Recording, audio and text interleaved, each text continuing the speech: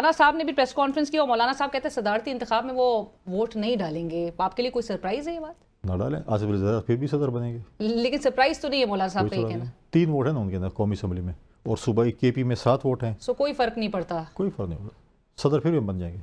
सदर फिर भी बन जाएंगे। लेकिन मौलाना साहब अगेन ये भी कह रहे हैं कि सिस्टम चलने वाला नहीं है, जो सिस्टम के अंदर होंगे वो भी रोएंगे।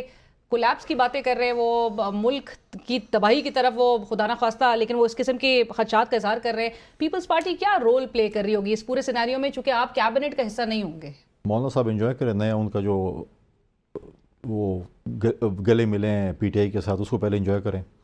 उसके बाद जो है वो हमें बताएं कि वो जो पहले जो यहूद एजेंट थे वो मुसलमान हो गए, और इमरान खान साहब और उसकी पूरी जमात अब मौलाना साहब के नाम नहीं बिगाड़ेंगे। हज़रत मौलाना फजल रहमान साहब उसको कहलाएंगे। नहीं तो चले वो JUIF और पाकिस्तान तहरीक इंसाफ के दरमियान की बात अच्छी बात है, अच्छी बात है। नहीं वो बात नहीं कर, हमारी बात हुई थी यहाँ पे क्लिप चल रहे होते कि आपने ये कहा और उसने